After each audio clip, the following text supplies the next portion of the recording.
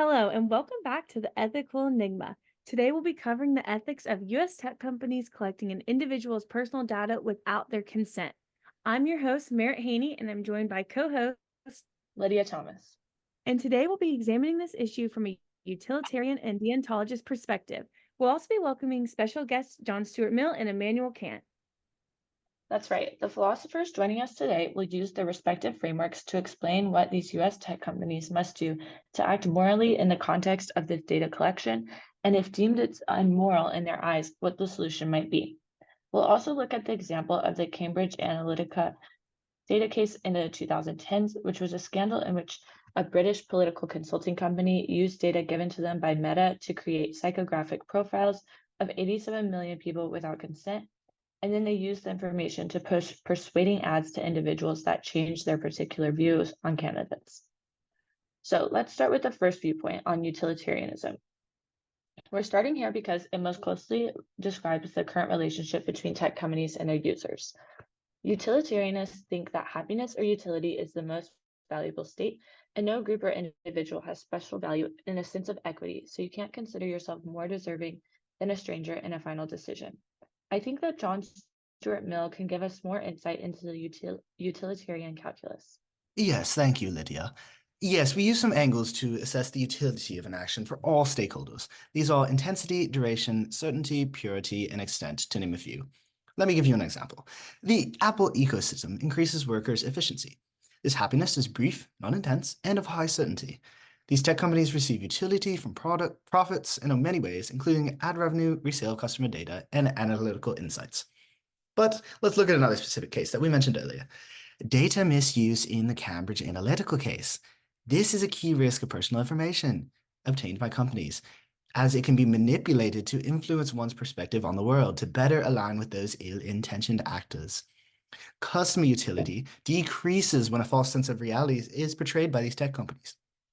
In this case in particular, undermining democracy with public discourse by using these personalized news feeds that create echo chambers creates disutility in a society, affecting a great amount of people. So now I'm curious, in terms of the calculus, would you say that this is an ethical practice? In spite of all this, yes, I think companies are in the right because technology users and companies both benefit from this data storage in ways that are pure and certain on a daily basis. Because the risk of private data leaks are unlikely to occur for a majority of users, that is enough to stop the potential pain of the practice. Data storage provides certain utility, so we are currently maximizing this utility for all stakeholders and users, thus making the technology data usage practices fair. Wow, that was so great to hear from John Stuart Mills. But before we welcome Immanuel Kant, here's a little background in deontology. There's two key principles. The first is that humans are special, meaning they have capabilities like reasoning and higher order thought. The next is that humans are equal. So either all actions are ethical for everyone or they're unethical for everyone, regardless of an individual's background. So now let's welcome Immanuel Kant to the ethical enigma. Yes, thank you for having me. Welcome, Mr. Kant. So, how would you view the topic of US tech companies collecting an individual's personal data?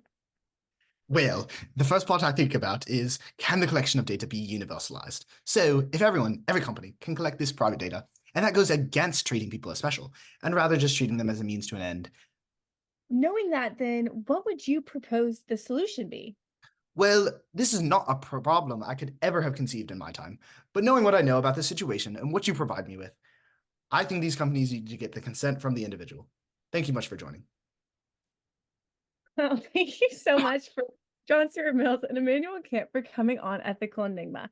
To summarize, let's compare and contrast these two frameworks and what we've learned today. Utilitarianism would recommend these firms continue with their sale and distribute the personal data because more stakeholders are benefiting than are being hurt.